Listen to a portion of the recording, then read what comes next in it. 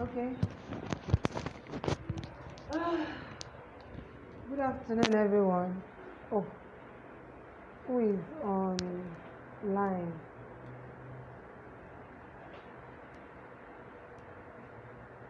I'm sorry we were a little late today. I think we are late by 7 minutes. Is it up to 10 minutes? 8 minutes. Okay. Good afternoon, everyone. Thank you for joining. I'm waiting for people to join us.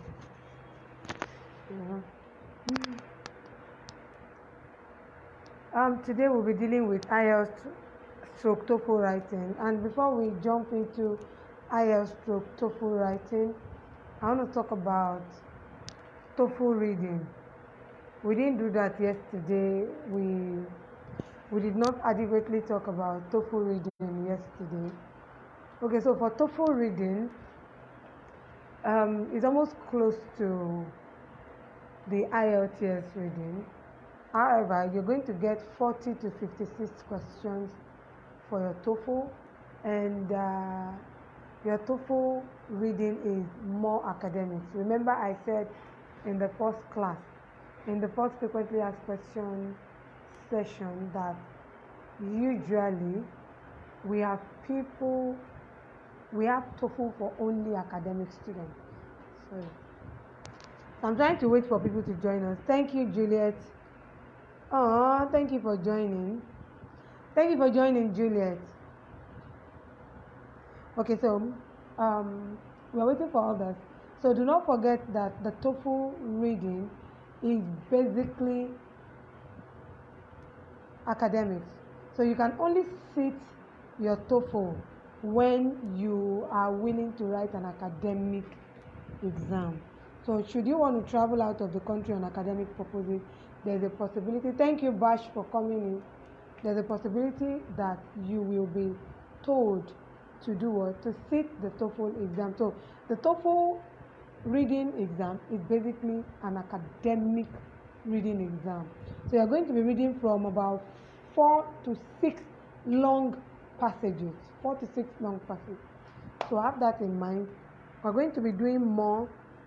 Maybe one of these days we're going to be having a class on some of these divisions so that we can. Thank you, Babatunde, for joining, so that you can also learn more.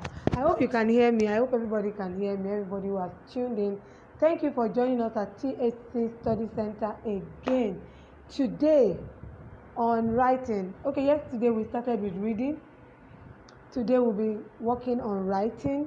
Tomorrow we'll be doing speaking, and lastly on Friday we will be sitting to what? Listening. Okay, so remember I said from the beginning that IELTS, thank you for coming in, Mr. Olanikpekun. Thank you for coming in. Okay, so remember I told you from the beginning that your IELTS is basically an exam for relocation and what? Academic. And they test you on 4 language skills. 1, listening. 2, reading. 3, writing. And 4, speaking. Language skills. 4 communication skills. Okay, so today we'll be dealing with writing. So let's quickly go to the frequently asked questions that we have on ground already. Okay, we started with IELTS. Yes. Alright. What is the difference between the academic and general training task 1 writing? Okay, for your general training task 1, when it comes to IELTS, when it comes to your writing, you have 2 different exams to write. You have 2 different exams to write, and it is either you're writing for the academics or you're writing for what? For general. Now the differences in your exams come in on 2 modules, 2 divisions. The first one is your what? Your reading division, and the second one is your what? Your writing division. So for your general writing, general IELTS writing, you are writing task 1. Or is it your tax 1? Your writing tax 1 is a letter writing. That's what you do in your writing tax 1. While for academic tax 1 writing, you are describing a graph. You are writing an academic a mini academic essay on a graph, on a particular diagram. You are analyzing a particular diagram, maybe a pie chart, maybe a table, or one or the other. So the difference in your writing lies between your academic tax 1 and even tax 2. Because for your tax 2, academic tax 2 is different from general tax 2. General tax 2 writing deals more on social issues, while academic tax 2 deal more with academic issues. I hope you get the differences. I hope we understand the differences. So remember, if you are sitting for general, for relocation, then your tax 1, you're writing a letter. If you are sitting for academic, your tax 1, you are analyzing or describing a graph or diagram. Okay. Why is it so important to paraphrase my question? I can't say it is important that you paraphrase your question, because there are 2 ways to writing your introductions. When it comes to writing your introduction for either of your tasks, there are 2 ways. Either you come out entirely in a new way, giving a general overview of the main idea of your topic, or you paraphrase. Thank you for joining, sir, Pastor Bayo.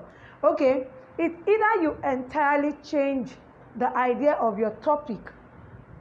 When it comes to writing, for your topic, you either change entirely the idea of the topic for your introduction using the main idea. That is, for instance, if your main idea is around, technology, instead of writing or paraphrasing the whole topic, you may decide to give an overview on your main idea. Like, you must read and understand your topic and underline the main idea. What is my topic trying to make me do? For IELTS tax 2, 2 questions are important to be answered for your introduction. What do I want to do? What does IELTS want me to do? And what do I want to do? So for what IELTS wants you to do, that's where your main idea, that is where your main idea lies. So you pick it up and then you give an overview about it. Now, for you to paraphrase, if you don't paraphrase, it means you are plagiarizing. Are you getting my point? It means you are plagiarizing. So you don't want to plagiarize. So what you do is to do what? Is to rephrase that particular topic. Should you not know how to write an entire overview by yourself? Okay, I hope that answers it. Okay, yes. All right. Should I give my opinion in the introduction of tax 2? No. For your tax 2, you are writing an essay. And let me take us back to the project we wrote while we were in school. No water. I want water. Let me take us back to the project while we were in school. When you're going to write a project, the first thing you do is your introduction. And in your introduction, you are just giving us the body of your work, not your opinion. Your opinion comes in your chapter 3 or chapter 2 is even for your literature review. So chapter 1, chapter 2, chapter 3, chapter 4, and chapter 5. It does mean that for your IELTS writing tax 2, tax 1, you are expected to have at least 3 paragraphs. For your tax 2, you are expected to have at least 5 paragraphs. Therefore, it does mean that your introduction do not have anything to do with your opinion. It only has something to do with what you want to do.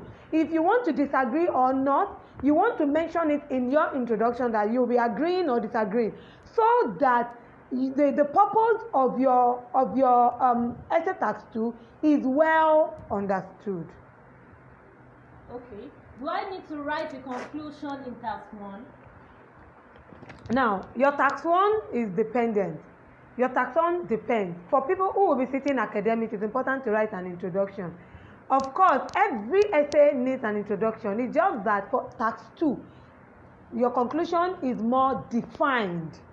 However, for tax 1, when you are writing a letter, the way you conclude a letter, we call it a complementary clause.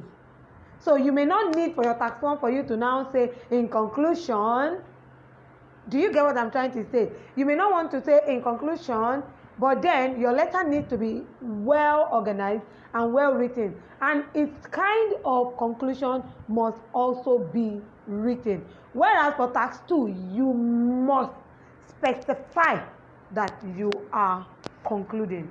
Did I answer that appropriately? Okay. Okay, what if I don't write up to 150 or 250 words in my tax 1? You are going to reduce your mark, for instance. That is the beginning of reduction of marks. Now, your tax 1, you are expected to write 150 words. For tax 2, you are expected to write 250 words. And no matter how bad it is, you should be able to pull through tax 150 for tax 1 and 250 for tax 2 if you have adequately prepared and practiced towards that exam. So if you write below 150 for tax 1, you have just reduced your mark by 5. If you write below 250 for tax 2, you have just reduced your mark by 5. Remember, it is important for you to know the number of words expected. If you write more, your marks will not be added. But if you write less, it will be reduced. Okay. Do I need to use lots of vocabularies for my writing task 1 and 2? You don't need to write a lot of vocabs. I tell people, you need vocabulary. We call them lexical resources. You need new words. But I found that some of my students, in order to impress, they'll go bring one very big word from the dictionary and just throw in between a particular sentence, bam. For instance, you'll be reading a particular word and the person is saying something like, I want to give a gigantic idea about what is gigantic looking for besides idea. Do you understand? So if you want to use a choice of vocab, if you want to use a particular lexical resource, let them be homely. Let them appeal to hearing. Let them appeal to the environment where you want to put them.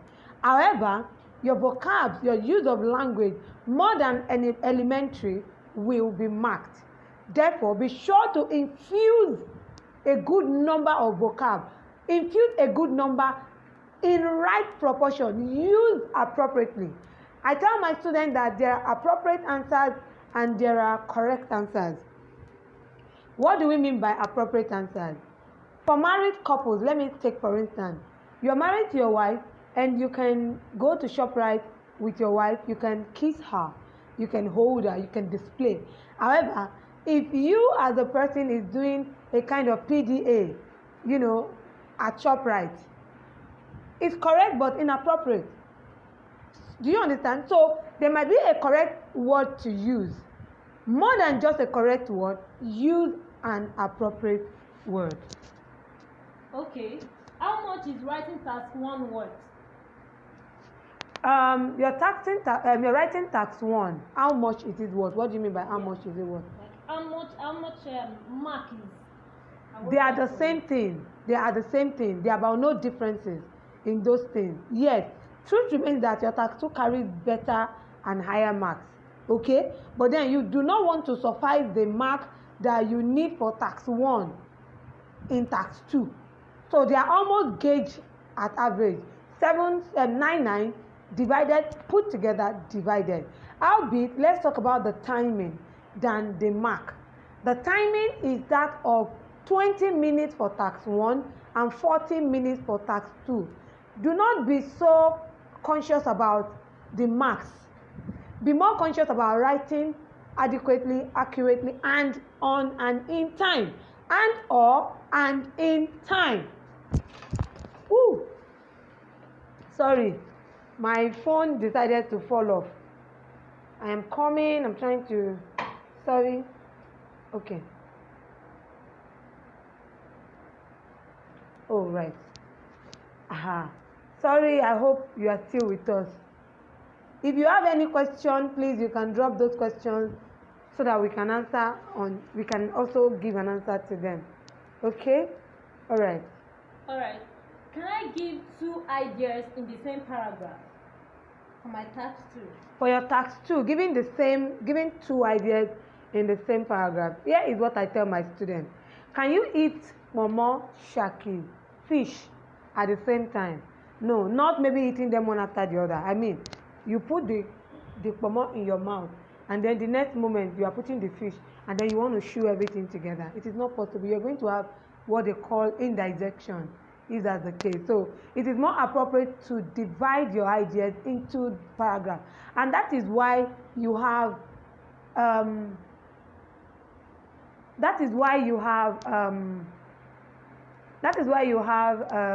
what's it called? Paragraphs. That is why you have about 5 paragraphs to go. So you can divide your ideas into different paragraphs. All right. Will the examiner check my spellings? Okay. Let me start by saying that for your IELTS, this is what is going to be marked. Number 1, content. Now, if we are going to be marking your content, let me say it according in Nigerian way before I say it according to British Council format. For Nigerians, we use COIMA: content, organization, expression, mechanical accuracy. Your content means that nobody is going to understand what you have written if the spelling is not well written. 2, your organization, paragraphs. How do you organize your ideas? Just what that person asked by saying with my spelling, yes. Your spelling means a lot, because if your spelling is not well written, your content will not be marked well. Your expression will not be marked well. And for your organization, that's where the idea of paragraph. Can I put 2 ideas in a paragraph? No. You have 5 paragraphs, so divide your ideas into those different paragraphs. Okay? I don't know if you understand. So you have 5 paragraphs. Paragraph 1, introduction. Then come to 2 with idea 1, idea 2, idea 3, conclusion. Do you understand? Introduction, idea 1, idea 2, idea 3, conclusion. That is what is supposed to be for your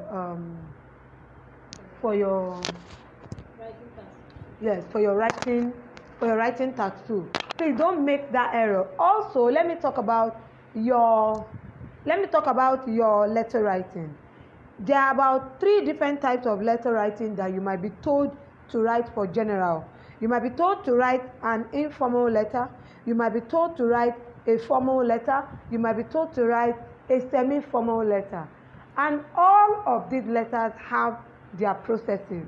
So do not use the strategy for writing informal to write the formal. Do not write the strategy for semi-formal to write your word formal or informal. It is important you know the differences so that you can be able to write them appropriately and give the right and correct answer to your examiner. I think that does it. And remember that for your writing, again, it's also going to be a band of 9, and you don't want to miss that out. And if you are going to be doing academics, sitting the academics exam, then it's important that you know the difference between, if you're going to be sitting the academic exam, then it is very, very important you register, you consult a right organization to be able to help you mark, practice effectively and correctly for your exam. Now we are going to TOEFL, Shay. Okay. All right. For the TOEFL writing, how long does the TOEFL writing test last? The TOEFL writing test lasts about 4 hours. 4 hours, 30 minutes, like that, about 4 hours. And for your writing, you have about 20 minutes for one, and then you have almost 30 minutes. So between 50 to 1 hour. Okay. What's the difference between the TOEFL writing and the IELTS writing? The TOEFL writing also, the difference is just that, just like we have said before, it's basically academic. So your TOEFL writing is also made on academic. The similarity is that they are both divided into 2. You are writing 2 essays for TOEFL, you are writing 2 essays for IELTS. Another difference is that you are writing on a computer for your TOEFL, while you are writing paper-based, basically, if you choose that, for your IELTS. Do we get? So, and again, majorly, it is, like for instance, under TOEFL, you have the independent task. And for the independent task, sorry, I've answered that question before getting there. Let me quickly move ahead. So there are two types for your TOEFL writing. We have the independent task. In the something to read, you are given something to also listen to, and you are expected to do what? To make an answer. Do you understand? To get an answer from those things that you have listened to. Whereas your argumentative essay, you are given a particular point to read, and you are expected to do what? To give an answer to them. So when you look at the TOEFL, you find out that it is basically academic. It is basically academic, because your TOEFL writing will deal with like concrete researches, deal with academic researches that sometimes if you are not very careful and you have not stayed tuned to a class, you might end up not being able to write in a given time. Yes, in a scheduled time. That's the word. Okay, we've talked about the independent writing. How about the integrated writing? What's it about? The integrated writing is the same I call the argumentative. It's the same I call the actually argumentative, because there is a part of the writing that help you make sure that you deal with argument, where you are given an argumentative task to also write. You are asked to write that argument. Okay, state an argument. You are given an argument and you are expected to state. Okay, what skills are tested in the TOEFL writing test? Skills, they are the same thing with almost your IELTS. We want to test your ability to give points, to stay close to your point. We want to test the ability to give ideas. We want to test they used to call it expressive ideas. We call it expressive ideas because sometimes those topics are so academic that we want to see how you are able to link one idea into another. How are you able to formulate your argument from a certain given scenario?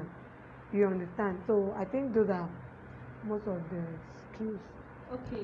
How many words am I expected to write for each? Between 300 and 350, 200 and 350 for one, between 200 and 250 for the other task, between 300 and 350. Sometimes we used to tell students, for TOEFL, thank you for joining. For TOEFL, don't even waste your time trying to say you want to limit yourself to words. Keep writing. I tell my students, just write. Just write. TOEFL allows you to do a lot of multitude of words. Yes.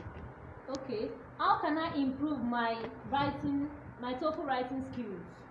Let's say the same way you can also improve your IELTS writing skill. Practice. Practice, practice, practice. Don't practice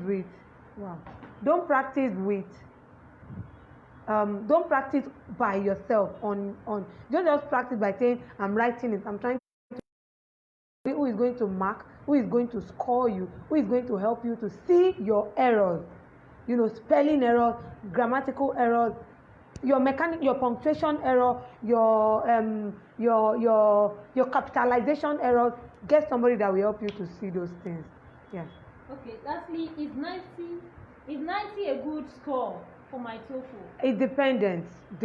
From 80 above, since you are going to be scored on 120, from 80 and above in TOEFL is counted a good score. But here at TSA Study Center, we make sure we allow you to aim for 100. We allow you to aim for the 100 so that you are at better advantage wherever you meet and find yourself. Okay, that will be all for today on frequently asked questions on writing.